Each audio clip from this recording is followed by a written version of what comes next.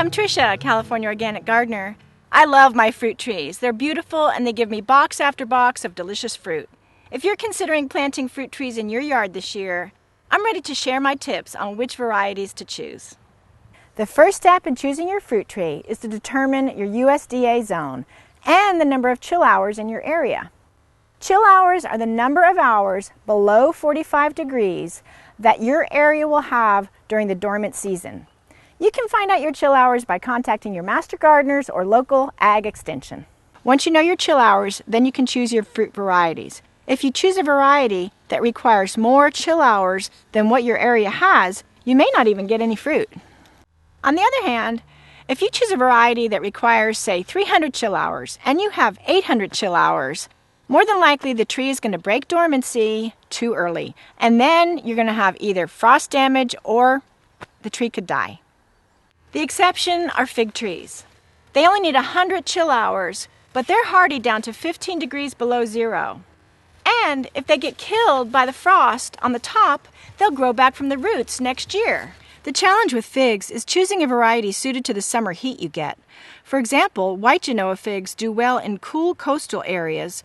On the other hand, Flanders figs need a nice hot climate in order to produce the best flavor. Pay attention to where you plant your tree. Microclimates are important. You'll get a lot more cold air if you plant with a northern exposure or in a little valley. And you'll get more warm air if you plant your tree with a southern exposure or close to the house. Citrus doesn't normally do well here, but these blood oranges are doing pretty well since I planted them so close to the house. Another thing to consider is a pollinizer.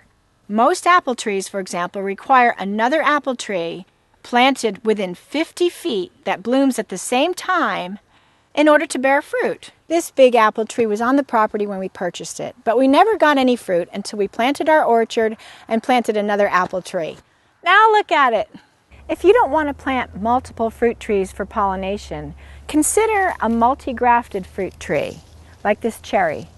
These trees have multiple varieties that pollinate each other, grafted onto the same rootstock.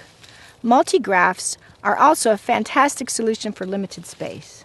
Another option is to plant 3 fruit trees in the same hole. You'll get the same effect as the multi-graft.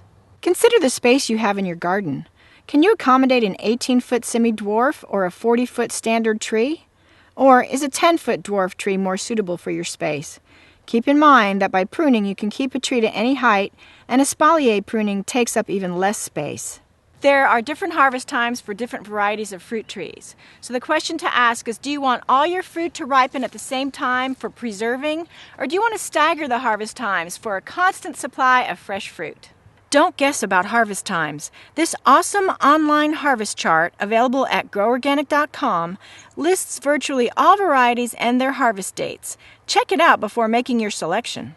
If you have diseases that are prevalent in your area, you can choose varieties that resist those diseases. For example, the peach leaf curl-resistant Indian free peach or the blight-resistant Warren pear.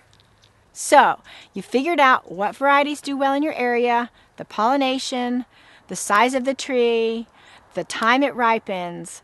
Now, it's time to consider some special characteristics that you want.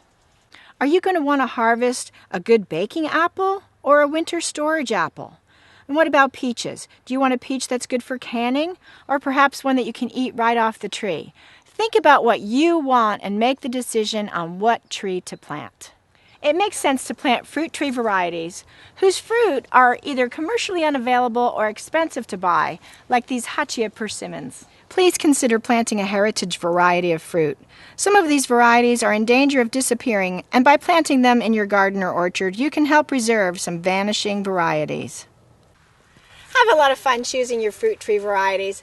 I hope this information will help you make the best decision. So, plant your fruit trees and grow organic for life.